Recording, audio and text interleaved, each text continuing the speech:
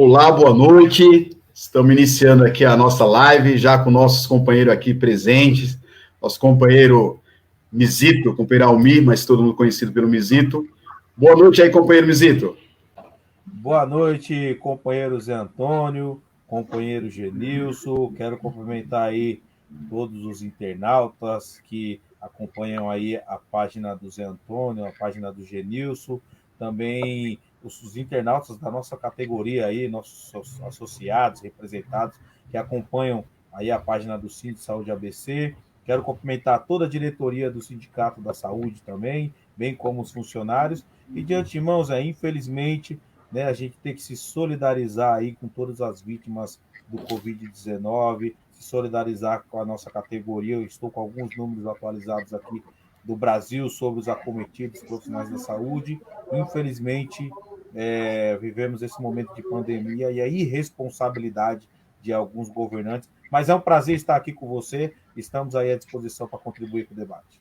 Prazer é nosso, companheiro. Muito obrigado, viu? Companheiro Genilson, seu boa noite.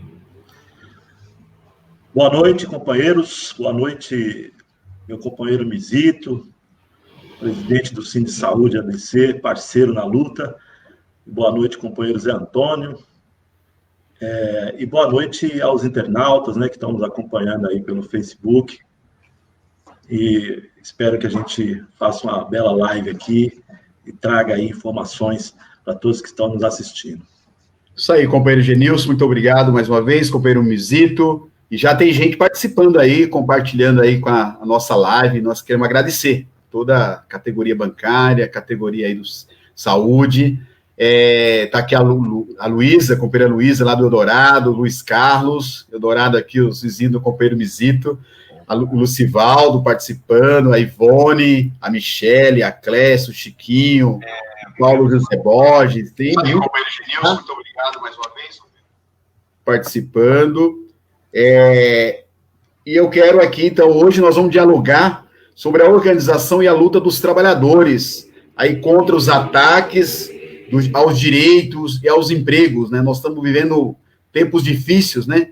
Como o companheiro Mizito já iniciou dizendo, né, da situação que a gente vive no Brasil, com o desgoverno, né? Na verdade, a pandemia, ela escancarou uma situação, mas, na verdade, a gente já vem vivendo esses retrocessos desde o golpe, né? E aí eu quero já também, o companheiro Mizito já falou, mas estender, mais uma vez, a nossa solidariedade aqui a todos as famílias, né, os familiares das vítimas do Covid, aqui da nossa cidade, já em torno de 370 pessoas, né, vidas que foram perdidas aí para o Covid, 7 mil pessoas infectadas, e a gente sempre aqui lamenta, né, a postura aqui do prefeito da nossa cidade, que não fez sequer um hospital de campanha, não testou os funcionários, nem a população. Então, aqui também nosso sempre repúdio a essa situação. E eu quero, então, aqui de forma, agora, o companheiro Genilson Ferreira de Araújo, ele é diretor executivo do Sindicato dos Bancários, aqui da nossa grande região do Grande ABCD, companheiro Almir Rogério, companheiro Mizito, que é presidente do Sindicato de Saúde, companheiro também que a gente conhece de uma caminhada aí longa, e nós vamos já, de pronto, mais uma vez, agradecendo aí a participação, compartilhe a nossa live aí com seus amigos, vamos dialogar, vamos conversar sobre esses assuntos que são importantes para toda a classe trabalhadora. E aí, companheiro Mizito, começando com você, falando aí dos impactos e as consequências da pandemia para os trabalhadores da saúde. Acho que toda a classe trabalhadora aí tem enfrentado muitas dificuldades aí nessa questão aí com a pandemia, né, com esse desgoverno todo aí, governo federal, estadual, municipal, mas, sobretudo, os funcionários da saúde, o peso tem sido muito grande. E eu quero começar com você, companheiro Mizito, para falar um pouco dessas consequências, dos impactos aí nos profissionais da saúde. Companheiro Mizito. Primeiro, Zé, a gente deixa bem claro aí que, com a situação da pandemia, e a gente, logo no início, vendo todas as homenagens que estavam sendo feitas aos profissionais da saúde, nós acreditávamos que iríamos ter uma negociação salarial um tanto quanto mais tranquila, né? Principalmente os trabalhadores da base. Eu, particularmente, falava para a diretoria do sindicato, olha, não vamos se iludir com esses aplausos que nós estamos recebendo aí, não, porque capital é capital, patrão é patrão em todo lugar. Então, vamos aguardar, nós protocolamos a pauta bem no mês que se iniciou a questão do distanciamento e isolamento social, que fez no mês de março, né? E aguardávamos pelo menos um pouco de respeito. Sabe qual foi o que nós recebemos, Zé Antônio e Genilson? Que os trabalhadores da saúde receberam aqui na região do ABC foi o seguinte: olha, nós vamos manter as cláusulas sociais do jeito que está e nós voltamos a conversar em setembro. Isso era no mês de março, mais ou menos.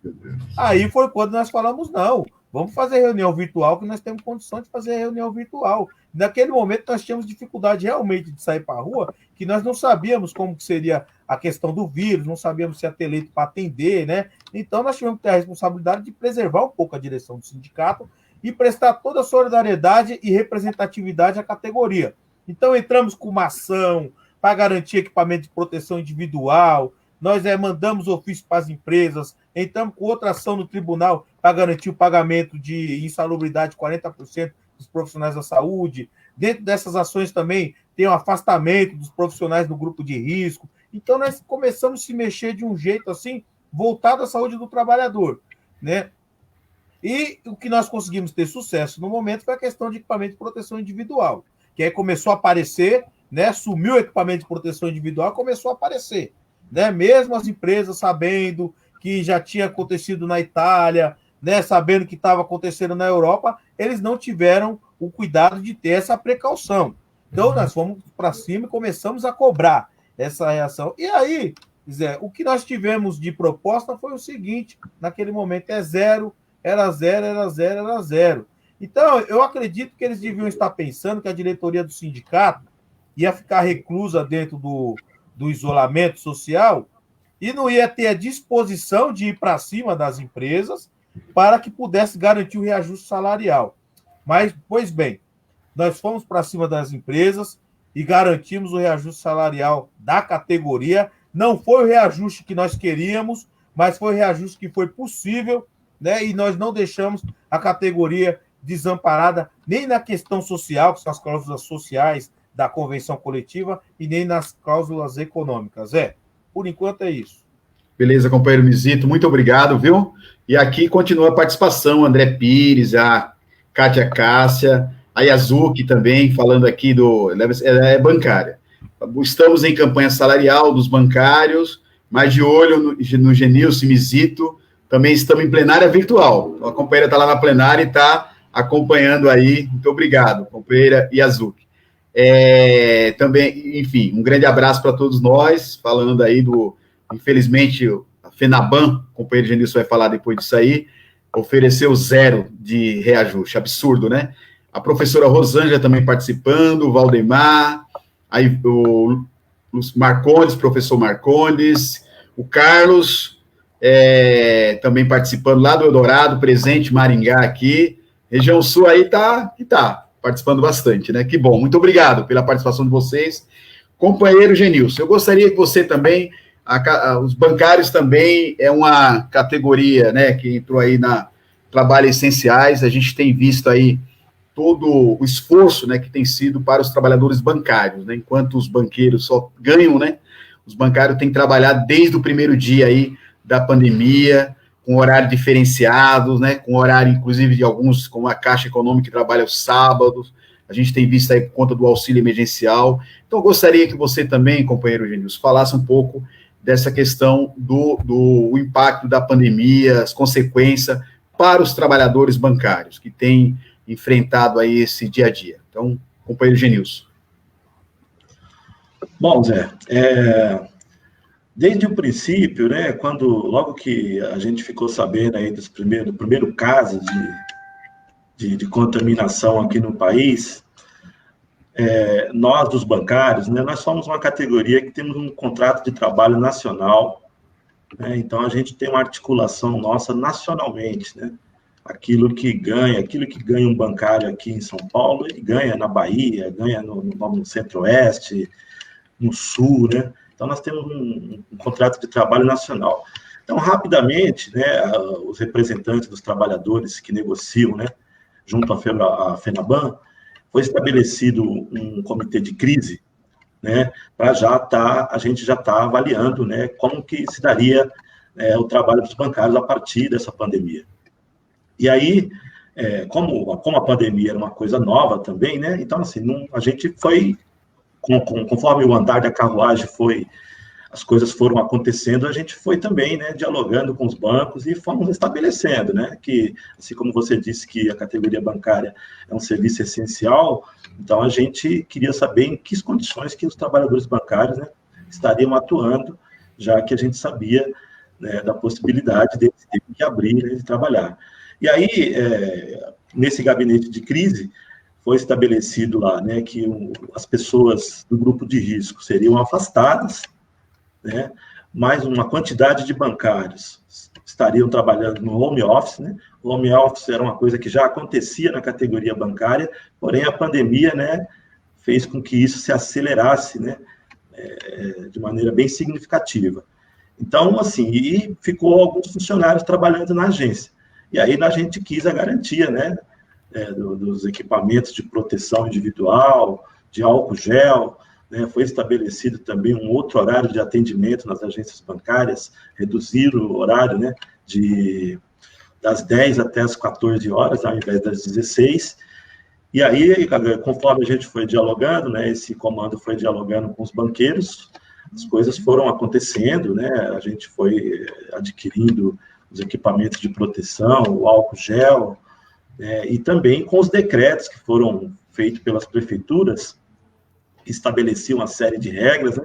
E aí também foi feito um contingenciamento nas agências, os clientes entravam, né, de pouco em pouco, né, não poderia ter aglomeração dentro das agências, mas assim, né, não foi fácil, né, porque nesse processo nós tivemos bancários acometidos, né, pela Covid-19, tivemos falecimento de trabalhadores bancários, e aqueles trabalhadores também que tiveram na linha de frente ali no banco, não estavam afastados e não estavam em home office, terminaram sendo sobrecarregados, porque o sistema financeiro, como você bem lembrou aí, ele foi usado também como, né, como para poder também contribuir, né, para sanar os efeitos da pandemia, né, que foi o pagamento do abono emergencial, uma série de outras coisas também que o sistema financeiro termina recebendo.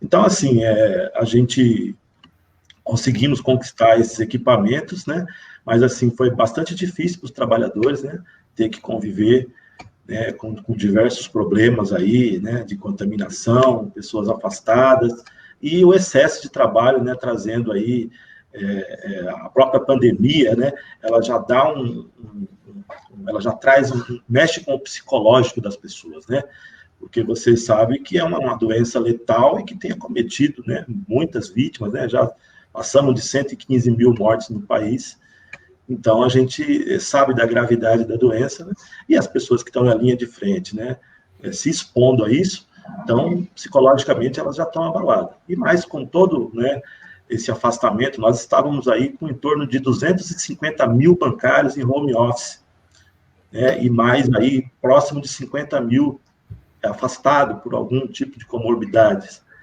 Então, foi um momento bastante difícil, porém, a gente conseguiu aí garantir os direitos dos trabalhadores, não tivemos redução, né, acho que também, lógico, por essa organização que os trabalhadores bancários têm em todo o país, isso fez com que a gente garantisse os nossos direitos, né, mas que foi uma grande batalha aí, né? Está sendo ainda, né?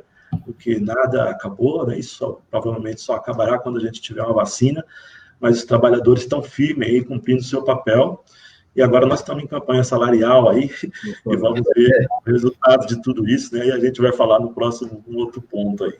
Tá certo. Companheiro Mizito e companheiro Genilson, aí é importante esse relato de vocês, assim, para a gente, para o trabalhador, sentir, né, orgulho, e aquele que ainda não está tão envolvido no sindicato, para ver a importância da organização dos trabalhadores através do sindicato comprometido, sindicato como o Sindsaúde, como o sindicato dos bancários. Vocês imaginem com todo esse empenho de vocês, dessa luta que desde o primeiro dia, né, para conquistar alguns reparos, né, algumas situações para evitar que a situação fosse mais grave ainda. E a gente pôde perceber, então isso é importante reforçar, cumprimentar vocês, né, toda a diretoria, a militância, né, porque vocês têm uma diretoria no sindicato, mas tem toda uma militância aí nos equipamentos que ajuda nessa mobilização, e eu não tenho dúvida. Então a gente quer aqui reforçar a importância da organização. O trabalhador chegou no seu qualquer ramo, né? Primeira coisa que tem que fazer a pergunta é qual é o seu sindicato, porque numa hora dessa a gente pôde ver a importância do sindicato organizado. E eu não tenho dúvida que, sem desrespeitar nem as centrais, mas a gente quer aqui reforçar o papel da Central Única dos Trabalhadores, né? Mas eu sei também de empenho de outras centrais para enfrentar, né? Que aqui é a ponta, né? Mas a gente sabe o que tem acontecido aí com esse, sobretudo nesse governo Bolsonaro, mas já vinha nesse pacote aí. E aí eu quero continuar agradecendo também aqui a Dalva Estrela participando, a Clécia, parabéns, Mizito, Genilson, pela organização, do Cinti Saúde, dos bancários, muito importante, enfim, reforçando a importância do trabalho. A Maria Malu também, que é bancária, nossa companheira, Volta Felipe, companheira Rosângela, fala, um prazer, falando dessa situação, e aí, lamentando também a situação dos que estão desempregados, né? A gente tem aí um número grande, enfim, e aí vai aí a professora Iraci também cumprimentando, participando, muito bom, muitos professores, muitos companheiros a Josinete também, enfim. E aí, companheiro Mizito, eu não tenho dúvida, né, que além da importância da organização dos trabalhadores, e aí o Cinti Saúde cumpriu esse papel, tem cumprido e está fazendo, tá? Continua na luta, né? A luta é permanente. E a gente, mesmo diante aí de ter um presidente que nunca acreditou, né, na gravidade dessa situação, da pandemia, eu não tenho dúvida que parte dessas vidas teria sido salvas, né? Se não fosse a incompetência, né, a irresponsabilidade desse governo quando disse, né, que era uma gripezinha. E muitos deles, né, que nunca acreditaram também na força dos trabalhadores da saúde, sobretudo no Sistema Único de Saúde. E a gente pôde perceber, quem tinha dúvida, né, a importância do Sistema Único de Saúde para todos o conjunto de trabalhadores. Aqui mesmo, disse o exemplo da nossa cidade, com todas as dificuldades que os trabalhadores enfrentaram, né, com falta de equipamento, enfim, tudo aquele início, mas foram para cima. E eu gostaria que você, companheiro Mizito, falasse um pouco disso, da importância do Sistema Único de Saúde, do papel do trabalhador, que em nenhum momento baixou a cabeça, foi a luta, e o SUS para todos nós, para os trabalhadores do Cinti Saúde, mas para todos os brasileiros e brasileiras. Companheiro Mizito. Ô Zé, primeiro deixa eu pedir licença para interagir um pouco na nossa página aqui, que eu estou acompanhando, às vezes eu abaixo a cabeça, aí eu estou vendo que a Janice está acompanhando, Ai, que bom. Ela, o Mancha, né? Bastante gente. A Lita aqui está acompanhando. A Lita está falando que está na reunião do Sindema lá. É isso aí, Lita. Para você ver que os dirigentes sindicais não param, né? Os bancos estão lá. Do banco está lá na FENABAN, o Genilson está aqui na live dialogando aqui com os internautas. O pessoal do Sindema está lá fazendo reunião também, né? O pessoal aí da nossa categoria tem acompanhado, então, né, mandar um abraço para todos vocês e mandar um abraço também, Zé, aqui para o pessoal da nossa região sul, né, aqui do Eldorado, né, que tem bastante gente acompanhando aí, meus vizinhos aqui de bairro. Obrigado aí por acompanhar essa live. E dizer o seguinte, né, Zé? Primeiro que nós temos uma representação importante do sindicato dentro do SUS. Você tem uma ideia, vamos pegar aqui em Diadema, os trabalhadores que laboram nas UBSs e no Hospital Estadual de Diadema, que fica ali localizado no Serraria, são representados por nós, né? Então, só por aí a gente vê a importância que tem de representar bem esses trabalhadores. Vendo para a realidade do SUS, aí eu já trago aqui para nosso momento eleitoral, Zé Antônio, que é pré-candidato a vereador aqui na cidade, e eu quero deixar claro aqui para todos que estão nos ouvindo que o Zé Antônio é o candidato apoiado pelo Sindicato dos Metalúrgicos do ABC, apoiado pelo Sindicato dos Bancários do ABC, que o Janilson pode falar, apoiado também pelos dirigentes do Cinti Saúde ABC, né, que nós precisamos, volta Zé, volta Felipe, para poder retomar esse diálogo todo no Sistema Único de Saúde. E aí eu estou falando isso, Zé, que é para mostrar a importância das pessoas que é do seu voto, né? Muitas pessoas que às vezes votam por causa de um jogo de camisa, vota por causa de uma cesta básica, vota por causa de um favor que foi feito, hoje estão sofrendo na fila do Sistema Único de Saúde de Diadema, principalmente. As pessoas que infelizmente me ligam, eu sou obrigado a recomendar ir para outro município, um município que eu participei da construção de toda aquela rede de saúde, que é o município de São Bernardo do Campo, quando o Marinho era prefeito. Eu tive a honra de ser um conselheiro municipal pelo Sindicato da Saúde do ABC, da mesma forma que eu era conselheiro em Diadema. Então, eu presenciei a inauguração de todas as UPAs, reforma das UBS, fui no Hospital de Clínicas antes mesmo de ele ser inaugurado, e ali os governos progressistas já mostravam, né, o nosso governo progressista já mostrava a importância do Sistema Único de Saúde, de você ter um orçamento participativo, de você demandar verba ali para o sistema de saúde. E hoje ficou provado isso, né, que sem o Sistema Único de Saúde, né, você não teria como combater essa pandemia. Por mais que as pessoas possam reclamar do SUS, elas não devem reclamar do SUS, devem reclamar dos governantes, que muitas vezes demandam mais direito para a propaganda eleitoral do que para a própria cuidado da saúde. Então, companheiros Antônio, nós somos do sindicato que representamos os dois lados, os trabalhadores da saúde privada, filantrópica, e os trabalhadores também que estão no Sistema Único de Saúde. E aí, a gente sente a diferença quando senta na mesa para negociar. Por exemplo, os trabalhadores da Fundação da ABC estavam desde 2016 sem ter reajuste de salário. E os trabalhadores da Fundação da ABC de Mauá continuam desde 2016 sem reajuste de salário. E a gente suando, com ação na justiça, mandando carta para prefeito, reclamando, fazendo mobilização, mas nem isso, no momento de pandemia, o prefeito daquela cidade se toca. Então, é importante que os trabalhadores, de forma organizada, possam começar a seguir as orientações dos sindicatos para votar. Porque se ele votar errado, ele vai sofrer isso. Não tem diálogo com o sindicato, não tem diálogo com o trabalhador. Não tem diálogo com o sindicato, tem um assédio moral. Não tem diálogo com o sindicato, tem a perda de direitos.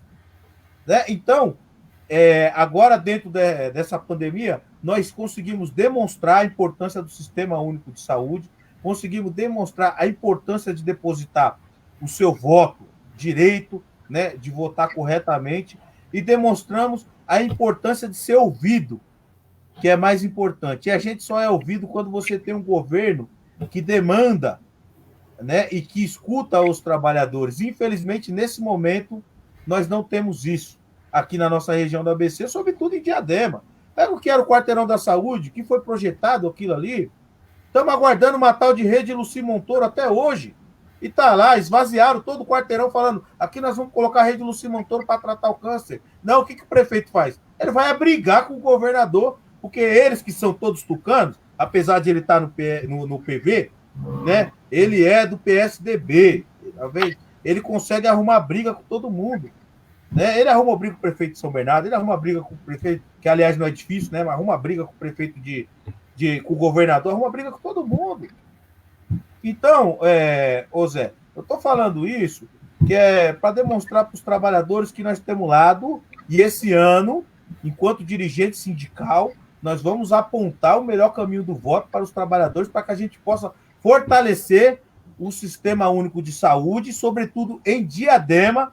Zé Antônio, que mais uma vez, repito, é pré-candidato a vereador em Diadema, né? Para que a gente possa fazer negociação, como, por exemplo, a equiparação do Vale-Refeição dos trabalhadores da SPDM, que nós estamos lutando aí há anos e não tem ninguém para nos ouvir na prefeitura, para pelo menos fazer um plano. Não estou falando para equiparar amanhã o do agente comunitário com o do trabalhador do Centro de Saúde, não. O que eu estou falando é para que a gente tenha um diálogo, para que durante pelo menos um mandato, período de 4 anos, a gente possa fazer com que os trabalhadores que trabalham junto do mesmo lado tenham o mesmo direito.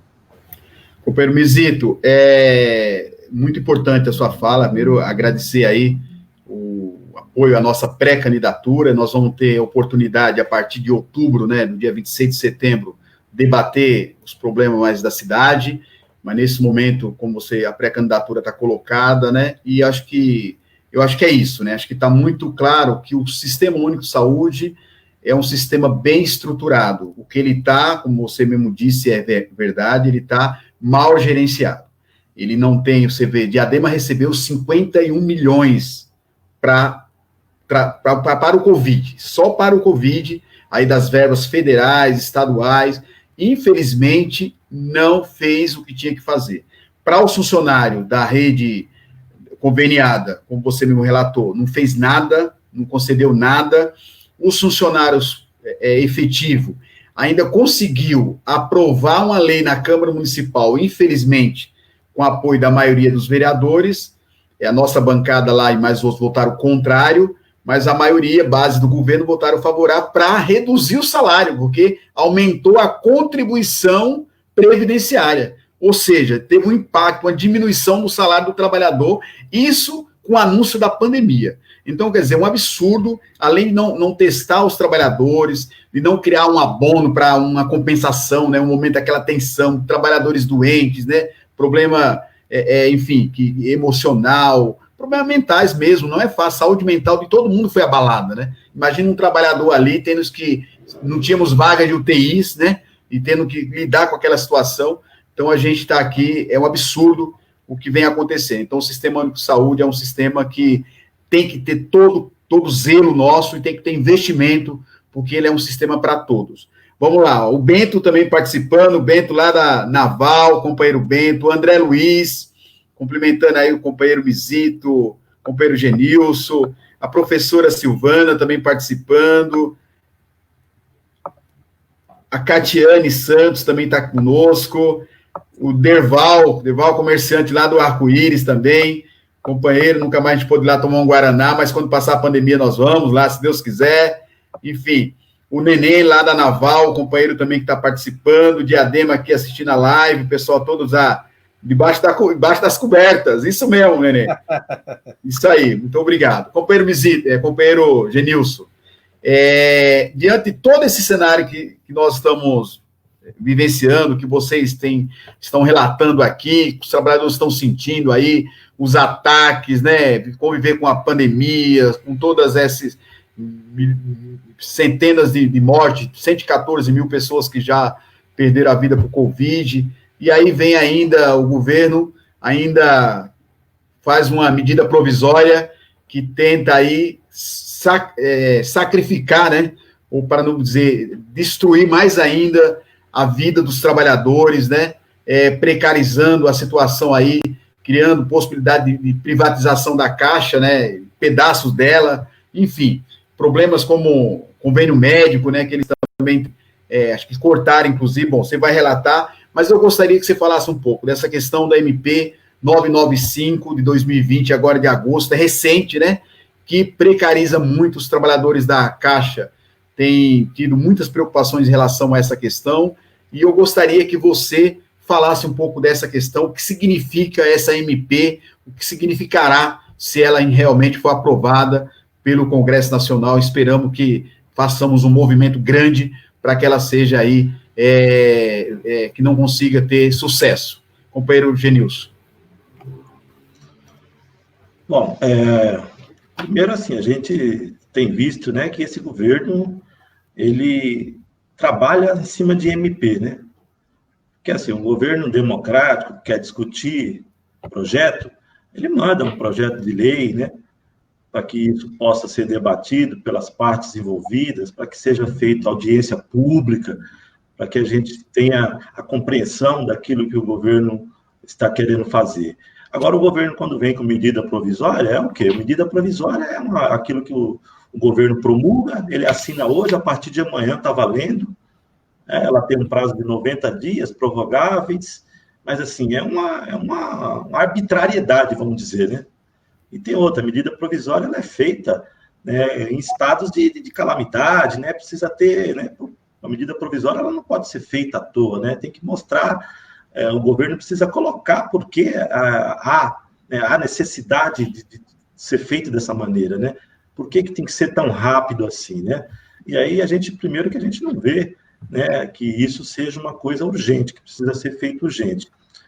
Mas, dentre tantas as medidas provisórias do governo aí, né, que já não bastasse a reforma da Previdência, a reforma trabalhista, que já tirou aí direitos, né, da classe trabalhadora, e o governo vem ainda, né, com medidas provisórias, uma em cima da outra, né, ainda precarizando cada vez mais, tentando retirar cada vez mais direitos, né, e sempre a gente diz que esse governo é um governo dos empresários, né, porque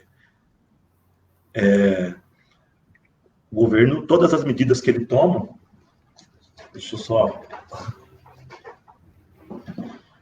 Todas as medidas que ele toma são medidas que vêm, né, contra os trabalhadores. Então, assim, essa MP 995, deixa eu ver aqui. Ai. Cristiane. O negócio está ligado na tomada, acabou aqui. Acho que tem problema com a...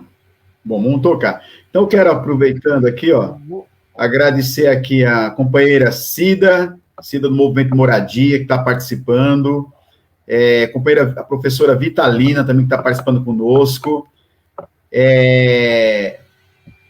Aliás, companheiro Mizito, você que falou um pouco aí dessa questão também, nós tivemos aí, Diadema, infelizmente, tem aparecido muito nos noticiários, né? Inclusive, fomos pauta do Fantástico domingo, né? Com aquela questão aqui daquela ocupação aqui da Imigrantes, né? Aqui da Ecovias, e a gente lamenta, assim, a postura da prefeitura, do governo do estado, que deixaram as pessoas irem até lá, né? As pessoas buscam aí seus esforços para conseguir fazer o seu cantinho lá, e aí, porque é isso, a pandemia, as pessoas perderam o emprego, né? Nós vimos relatos e a gente conhece a situação, e aí, de repente, o governo vai, que esse é outro absurdo também, né? Quer dizer, várias ações de reintegrações, foi aqui em Diadema, mas tem feito no estado inteiro. Então, no momento desse, né, a gente vê que não tem aí um mínimo de sensibilidade, né, desses governos tucano aí, desses filhotes de Bolsonaro, né, que tem um Bolsonaro lá, mas nós temos filhote dele, né, e eu queria, então, que você também falasse um pouco disso, né, eu vejo, você é um sindicato importante, filiado à CUT, e eu tenho, né, você tem sempre aí participado das reuniões com o nosso presidente Sérgio Nobre, você falasse um pouco também dessas ações, né, que a CUT, né, esse enfrentamento que a CUT com outras centrais tem feito aí, porque se com tudo isso que está acontecendo aí, que o governo Bolsonaro tem feito aí contra os trabalhadores, né, se não é a mobilização das centrais aí puxado pela CUT, né, da nossa bancada lá no Congresso, os ataques seriam muito maiores. Então, gostaria que você também falasse um pouco dessas questões, enquanto o companheiro Genilson aí que está voltando para retomar, companheiro Mizito. E também não esqueça de interagir com os companheiros aí, eu não estou conseguindo ter acesso a eles lá. Se tiver algum comentário aí, pode... Eu vou aqui, nós estamos interagindo aqui, o pessoal aqui participando, já teve pessoal aí da categoria que já gritou aí, estamos com você, Zé Antônio, Cinto de Saúde ABC aqui, né, a gente já interagindo, já falando sobre essa questão aí do IPRED, dos 14% agora que pagam aí, né, para o IPRED, né, que é o Instituto de Previdência dos Funcionários de Diadema, né, esse absurdo que foi, além de não ter reajuste salarial, você passa a pagar mais, né, e o trabalhador ele contribui certinho, todo mês na folha ali, né, tem alguém que está deixando de pagar alguma coisa para dar errado, e esse alguém não é o trabalhador, e eles estão penalizando os trabalhadores, então isso é um absurdo. Mas sobre essa questão da CUT, eu sou diretor da CUT, né, da Central Única dos Trabalhadores do Estado de São Paulo. E a CUT ela tem feito várias ações. Primeiramente, a CUT juntou todas as centrais e disse o seguinte: olha, nós vamos ter que caminhar junto para que a gente tenha alguma força e consiga resolver alguma coisa. Segundo, a CUT, né, através do nosso presidente Sérgio Nobre, que é da CUT Nacional, né, juntamente com as demais centrais, tem se reunido diversamente, né, inúmeras vezes, com os parlamentares, com os senadores, com o presidente do Senado, o presidente da Câmara, tentando buscar o diálogo para tentar amenizar esse problema que está da pandemia, né? dando sugestões em relação à pandemia, que infelizmente elas não são acatadas. A primeira sugestão que as centrais sindicais deu foi o seguinte: primeiro, precisa proteger o emprego, né? Aí o presidente Bolsonaro me solta uma MP, que foi a MP 927, aonde ele permitia, né, que o trabalhador, que o patrão fizesse a suspensão do contrato de trabalho, mantendo só a cesta básica, o vale-refeição e tirando o salário do trabalhador. Então, a primeira MP que ele soltou foi essa, uma das primeiras, onde prejudicou, e o Supremo, né, via algumas ações que foram ajuizadas de constitucionalidade lá no Supremo Tribunal Federal. Se não, como é que suspende o contrato de trabalho sem pagar o salário do trabalhador? Aí ele se tocou quando ele passou a dizer, não, isso não pode. Mas ele também, naquele momento, não disse o que poderia. Depois, Zé, muito rapidamente, que o Genilson voltou com a gente aí, eles tentaram implementar essa questão aí do abono, né, da questão do abono emergencial de R$200.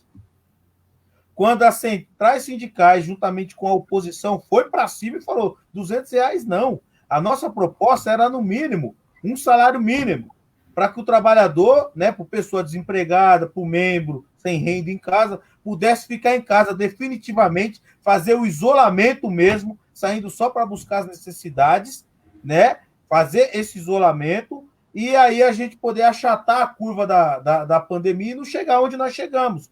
Mas não, a muito custo, conseguimos chegar nos R$600, algo que não foi proposto do governo, que agora está tentando nadar nessa abraçada. Então, isso também foi ação da CUT, juntamente com as demais centrais. Sobre a questão de Diadema aqui, Zé, para retomar para o Genilson, tudo que vai no extremismo é ruim. Tudo que vai no extremismo é ruim.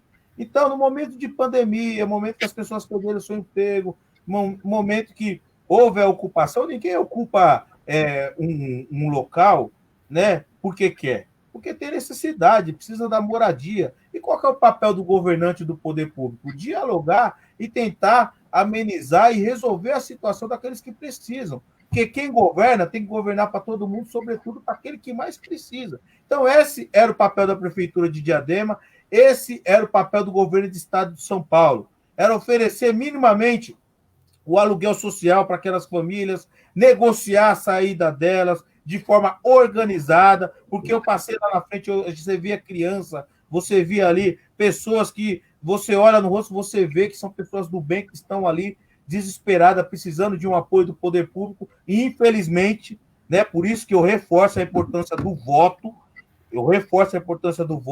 esses governantes que estão aí, que muitos cidadãos depositaram a esperança neles, eles tratam desse jeito, na base da bomba, na base da porrada, na base da tropa de choque, e não é assim que se resolve o problema da sociedade.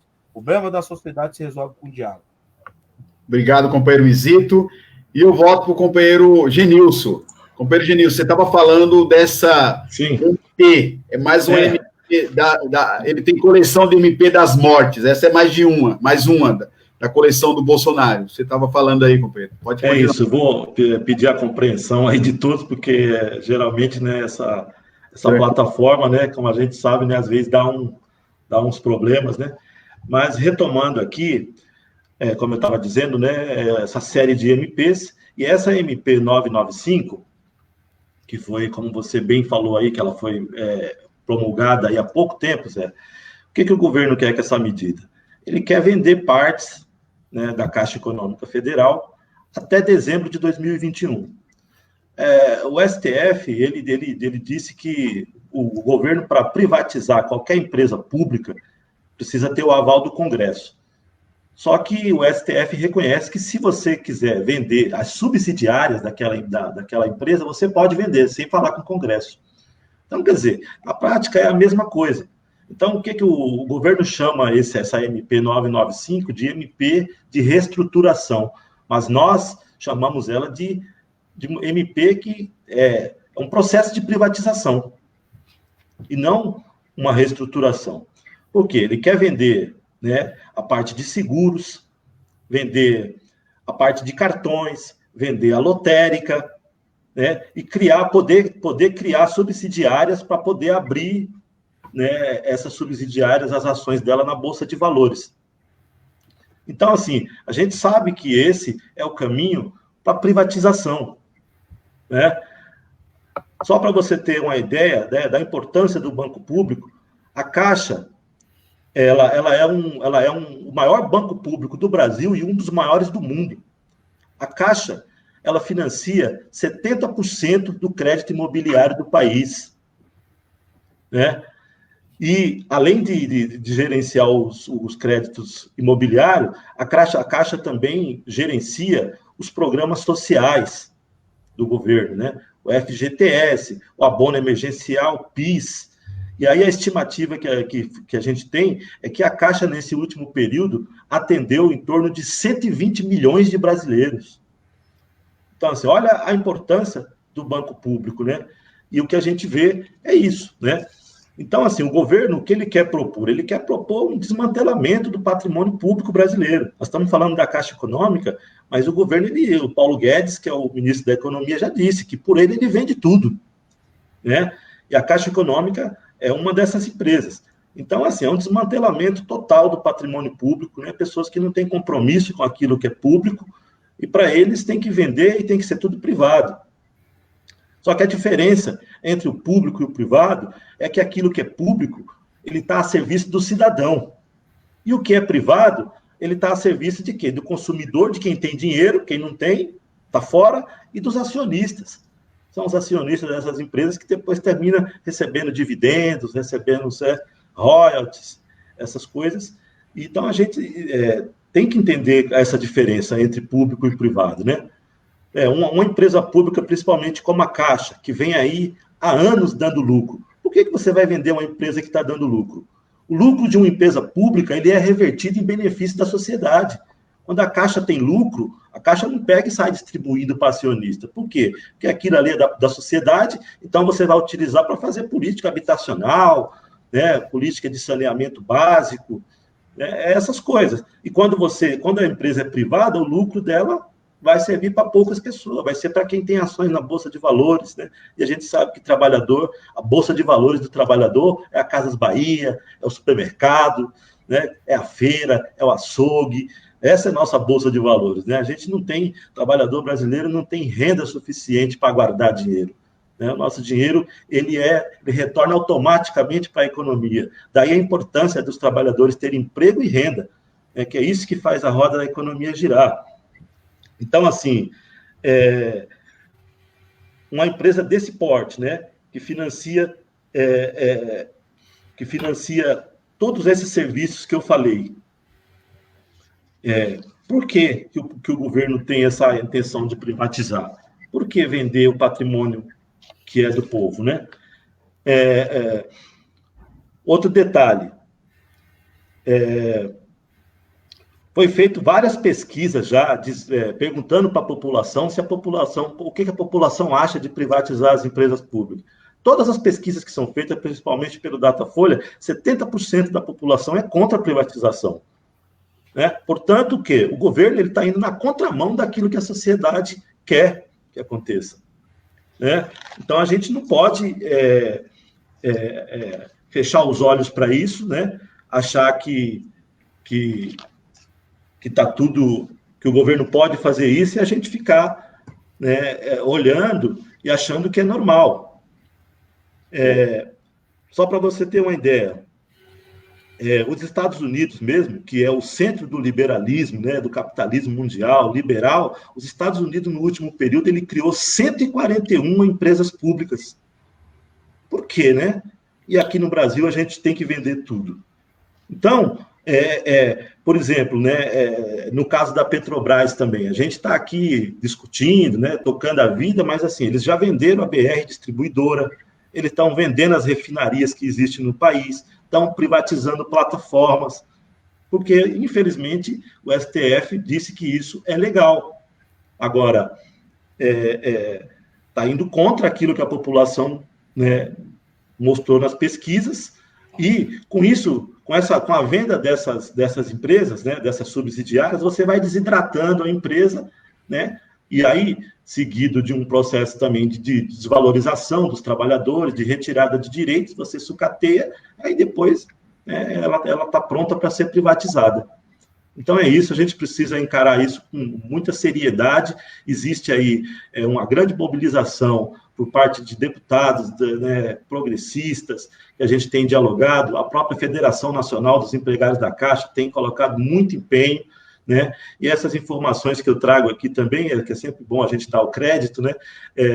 A nossa ex-presidenta do nosso sindicato, Rita Serrano, ela é conselheira, né, da administração eleita pelos trabalhadores da Caixa Econômica Federal, né? E também ela é coordenadora do Comitê Nacional em Defesa das Empresas Públicas, né? Então, essas informações ela trouxe para a gente, e eu queria aqui citar para poder dar o crédito também, né, para quem merece. É isso. Muito bom, companheiro Genilson. E assim, para ficar muito claro, é isso mesmo, é uma privatização em pedaços, né, em partes, né?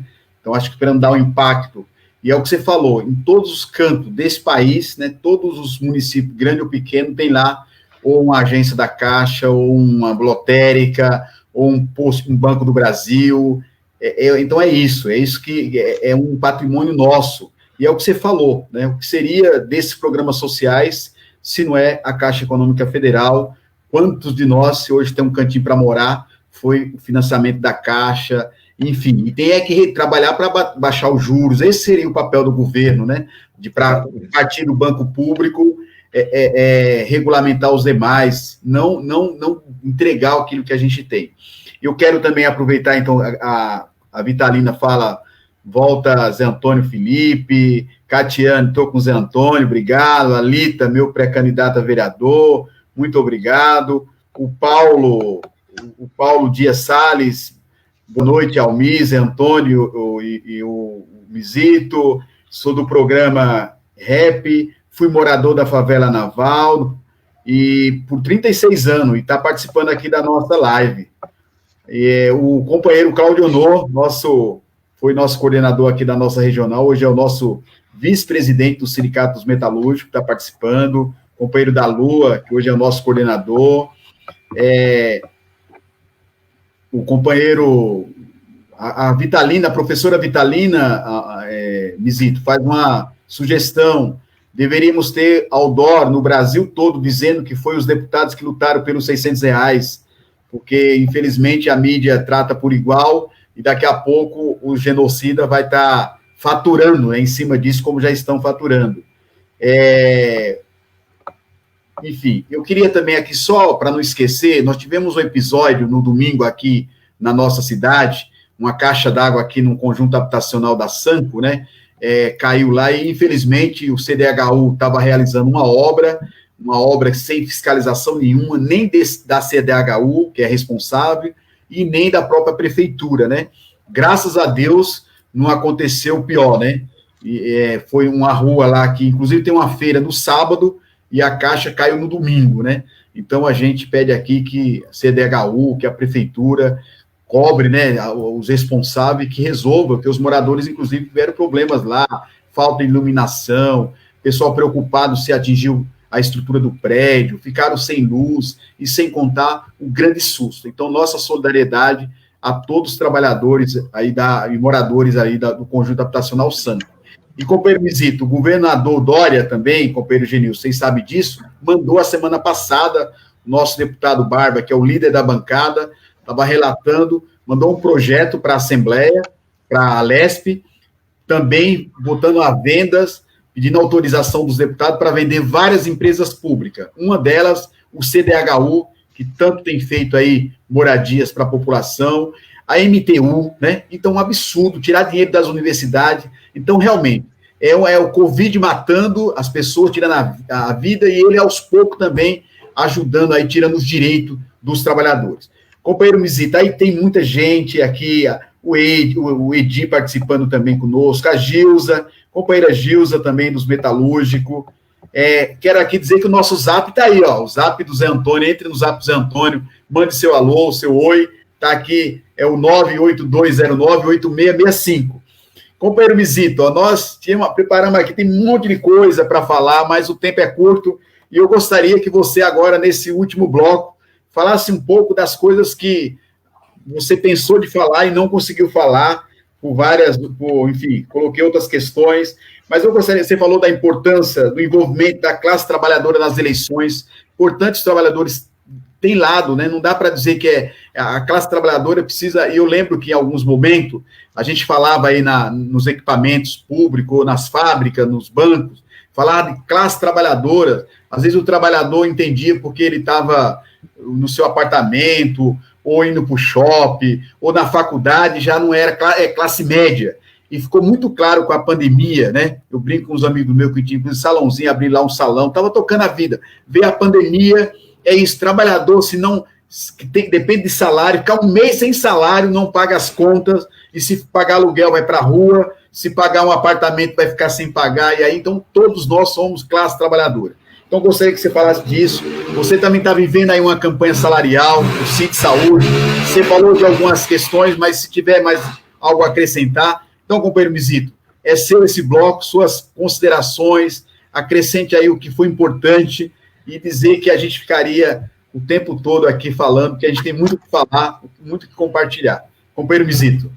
Zé, primeiro eu quero agradecer aí o seu convite, né, de participar aí dessa live, né? Você que foi vereador, né? Secretário de Educação, inclusive, Zé, não sei se você se lembra, você entregou o uniforme da minha filha lá no Irmão Franco, lá quando você era secretário de Educação e o Felipe era prefeito. Então, vocês inauguraram essa questão aí de distribuir o uniforme para fazer com que as crianças se tratassem de forma mais igual, porque às vezes tem um pai que tem um emprego, o outro pai não tem, ou uma mãe tem emprego, a outra não tem, uma vai com a roupinha melhor para a escola, o outro não vai, e as crianças já começam a querer se diferenciar nesse momento. Então, eu me recordo do discurso de vocês, esse discurso de igualdade que vocês fizeram naquela época, né? Hoje minha filha já tem 18 anos, vai fazer 19 anos, ela estudava lá no Irmão Franco, saudoso Irmão Franco. Então, assim, eu quero te agradecer agora publicamente por aquele trabalho que vocês fizeram, tantos outros, mas aquele ali é algo que ficou muito marcado aí na minha memória, né? Eu quero dizer também aqui para os profissionais da área da saúde, né, que se vocês estiverem tendo falta de EPI, para vocês ligarem no sindicato 4422-4040, que nós vamos para cima das empresas para poder fornecer EPI. Quero dizer também que nós estamos na luta para que as empresas passem a abrir CAT, Comunicação de Acidente de Trabalho, para os profissionais da saúde acometidos pelo Covid-19. Para você ter uma ideia, hoje eu tive a resposta do Hospital Estadual de Diadema em relação à CAT. Eles falam que teve 128 trabalhadores acometidos e que não abriram a CAT, porque o Departamento de Saúde e Segurança do Trabalho lá do Hospital Estadual de Diadema diz que não tem nexo, né, causal, né, ou seja, não consegue identificar se ele pegou a Covid lá no hospital ou não. Então, o profissional da saúde, ele pega a Covid no bar, ele pega a Covid no ônibus, ele pega a Covid em qualquer outro lugar em casa, mas no hospital, onde tem mais a concentração de vírus e bactérias, lá ele não pega a Covid. Então, nós estamos nessa batalha, nosso departamento jurídico está estudando a forma de ajuizar uma ação coletiva para toda a categoria, para garantir a abertura da CAT, que é importante, que o trabalhador, se ele tiver sequela, ele pode aí receber um benefício, a empresa fica responsável por esse trabalhador. Então, nós estamos fazendo essa luta aí também, né? Dizer aqui, como nós estamos numa live de um pré-candidato a vereador de Diadema, né? E, se Deus quiser, será eleito, juntamente com o nosso pré-candidato Felipe, né? Volta Felipe, aliás, a gente tem uma saudade danada da época que o Felipe era prefeito. Todo canto que você anda, que você vê uma obra, você vê uma plaquinha lá do Felipe, né? Ou como secretário de obra, ou como prefeito, secretário de saúde, que ele foi também secretário de saúde de Diadema, né? Então a gente pede aí já de antemão apoio ao companheiro Felipe, apoio ao companheiro Zé Antônio, que são pré-candidatos nessa eleição. Quero dizer para vocês que hoje nós acertamos, né, agora à noite, 10 minutos antes de começar a live, acabei de acertar, né, claro que com o aval da categoria, que aprovou lá os parâmetros mínimos para a convenção coletiva, o reajuste salarial dos trabalhadores da SPDM. Né? Agora é só questão de redação, questão de acertar. 2,46, que é a inflação. Você tem uma parte aí que vai ser retroativo a maio. Isso também vai entrar já no piso retroativo a maio. Entra no Vale Refeição retroativo a maio, os 2,46. Né? Isso no salário que tem essa divisãozinha, que eu não vou explicar os detalhes agora para mim não me complicar. Mas nós já estamos garantindo o reajuste deles também. Garantimos já o do ano passado, né? Aí eu falo para os trabalhadores aí que trabalham aí, os agentes de endemia, recepcionista, técnico auxiliar de enfermagem, que são funcionários da SPDM, né? Bem como os demais representados, trabalhadores do Hospital Estadual de Diadema também, né? Então, nós estamos prestes a divulgar aí, acredito que a semana que vem, esse reajuste de salário para vocês também. Como nós estamos falando de Sistema Único de Saúde, os trabalhadores da Fundação do ABC, nós ainda não tivemos o retorno da Fundação do ABC, é algo que para mim é até um absurdo ter que aguardar o retorno, se vai aplicar a lei ou não, se vai aplicar o reajuste ou não, né? Eu espero que os prefeitos, não porque está em ano eleitoral, por tudo que os profissionais da saúde têm feito, em especial também no SUS, que eles apliquem o reajuste salarial para os profissionais aí da Fundação do ABC. Eu espero que o prefeito de Mauá, ao invés de tentar pedir música no Fantástico, digo isso porque já foi em cana 2 vezes, se for mais uma, vai pedir música no Fantástico, em vez de ficar pensando em se reeleger, ele pense como aplicar o reajuste salarial para os trabalhadores. Pense isso, tome vergonha e pense dessa forma, né? Então, assim que a gente tiver um retorno sobre os trabalhadores da Fundação do ABC, a gente transmite aí nas nossas redes sociais, né? Aí nós temos mais de 7 mil seguidores aí nas nossas redes, como que vai ser aplicado o reajuste salarial, né? De antemão, mais uma vez, dizer para o trabalhador que, independente da sua posição, se você é médico, se você é enfermeiro, se você é auxiliar de enfermagem, se você trabalha na higienização na cozinha, você é um trabalhador. Se você ficar sem salário, se você ficar sem direito, você não tem como se manter. E a única forma da gente garantir os nossos direitos é de forma coletiva. Então, o que vocês precisarem do Sindicato da Saúde do ABC, o que vocês precisarem dessa diretoria, juntos nós vamos conseguir alcançar todos os nossos objetivos. E demais, Genilson, se tiver que fazer a greve lá, conte com a gente que nós vamos estar junto com vocês na greve. Não precisou chamar vocês esse ano, não. Mas se precisar, eu sei que vocês vão estar com nós. Quando a gente faz parte da Central Única dos Trabalhadores, é porque nós entendemos que os trabalhadores são únicos. Um forte abraço, companheiros, e que Deus abençoe a todos nós. Obrigado, companheiro Mizito. Parabéns aí pelo seu trabalho. A categoria está bem representada.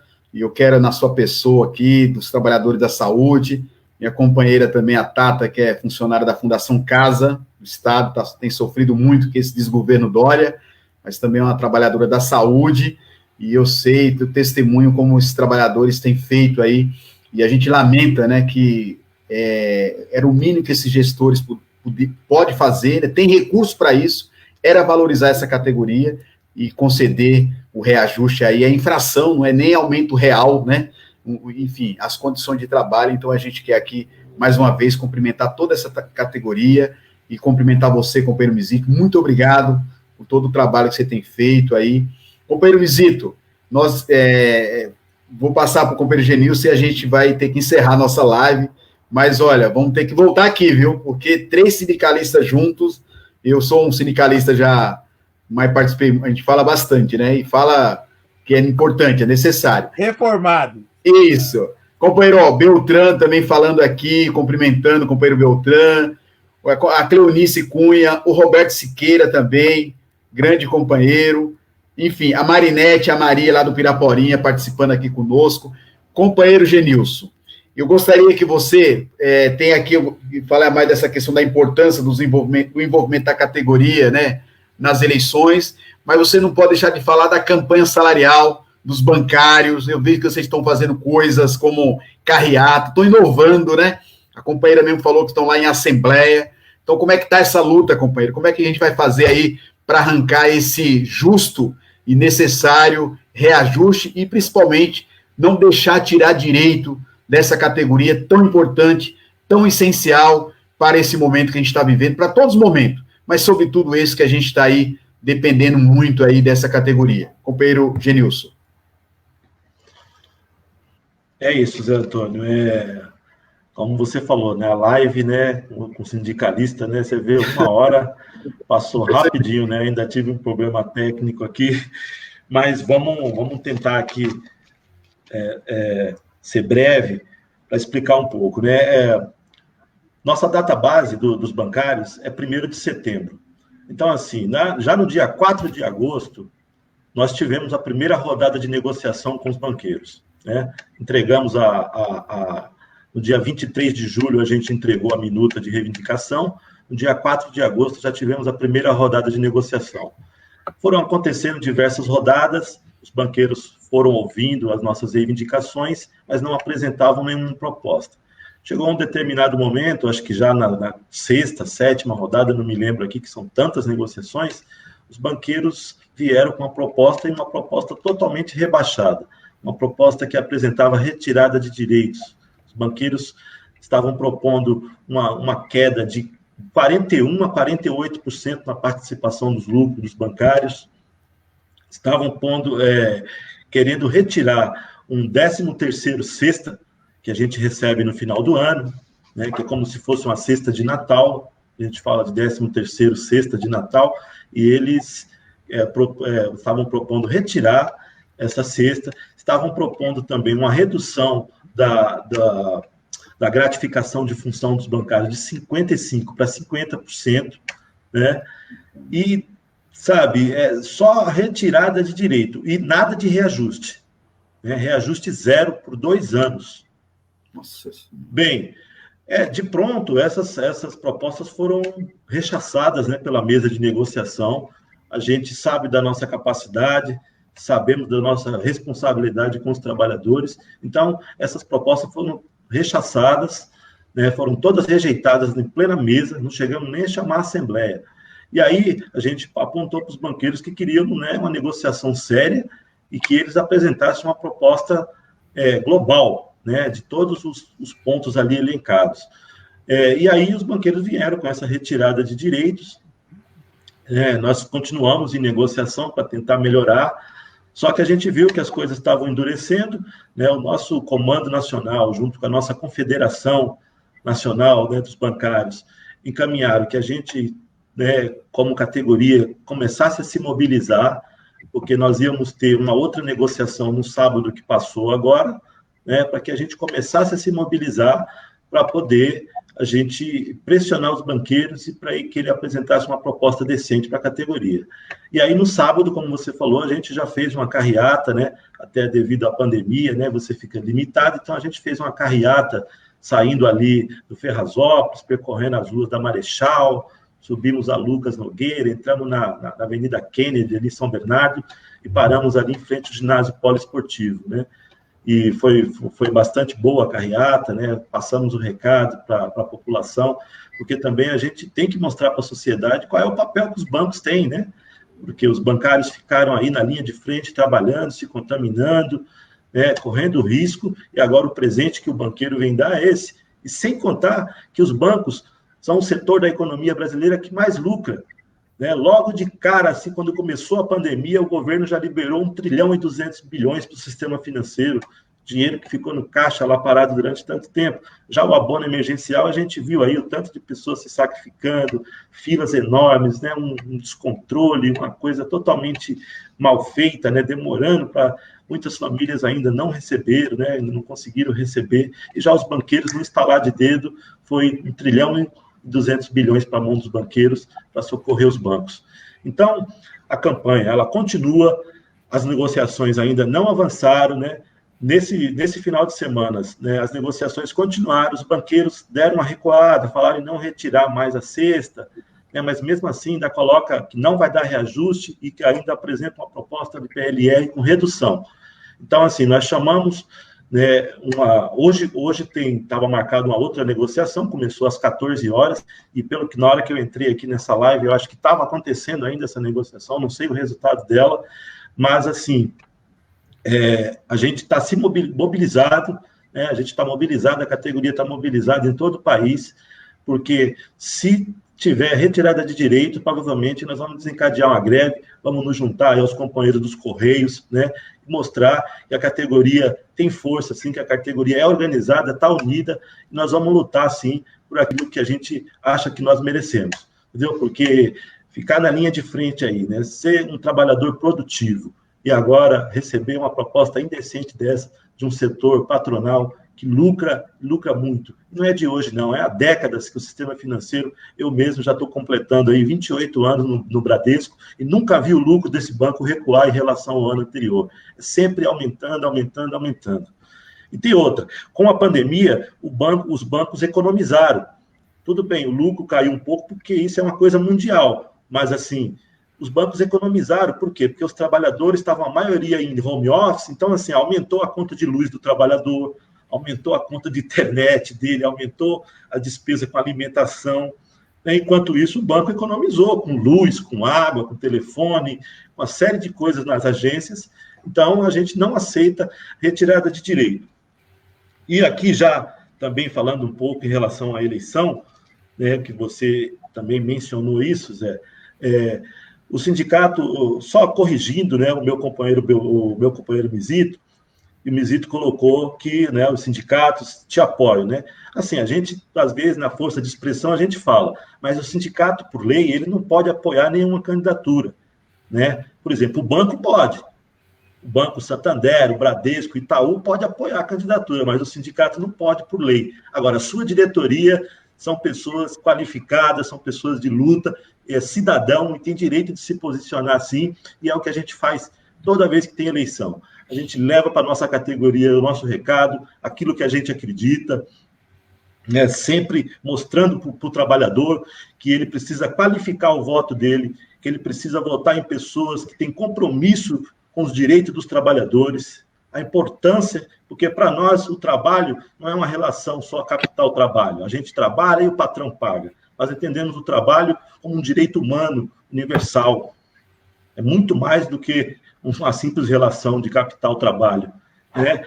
Então, a gente sempre orienta, assim, os nossos trabalhadores, os candidatos que a gente acredita que tem compromisso com os trabalhadores, e a gente leva sempre esse recado. Eu tenho certeza que nós vamos levar esse recado aí sobre a sua candidatura também, porque nós entendemos que você é um desses candidatos que tem essa qualificação de representar a luta dos trabalhadores, que tem compromisso com aqueles que produzem a riqueza desse país. Companheiro Genilson, companheiro Mizito, só agradecer aqui para a professora Silvia, que também entrou, o companheiro Gino, lá do Inamar, a Su vem em peso, viu, companheiro Mizito? Companheiro Eurico, né, que também está participando aqui conosco, e companheiro Genilson, o que você falou, quer dizer, é absurdo, a gente vê, já tinha ouvido o relato aí, a postura dos prefeitos, como disse aqui o companheiro Mizito, em relação à Fundação ABC, a forma que está tratando os trabalhadores, desde 2016 sem reajuste, e a gente vê essa situação dos bancos, né, que ganharam muito dinheiro, a gente podia dizer que eles são os Covid-20, né, tem o Covid-19 que está, e eles, de outra forma, poderiam contribuir, ajudar a amenizar esse impacto, e eles fazem tudo para aumentar. Então, aqui da nossa força coletiva, e como foi dito aqui por vocês, não existe saída individual para a classe trabalhadora. Então, a gente tem que ter muito claro isso, e a saída é a organização no local de trabalho, é a partir do sindicato, da Central Única dos Trabalhadores, as demais centrais, essa grande força, junto com a nossa bancada de oposição lá no Congresso, para a gente enfrentar o desmonte do Bolsonaro no poder central, mas o Bolsonaro aqui do Estado, que é o Dória, e os bolsonaros aqui da nossa região, que são os prefeitos que têm feito aí muitas maldades com os funcionários, né, seja direto ou indireto, e também com toda a nossa população.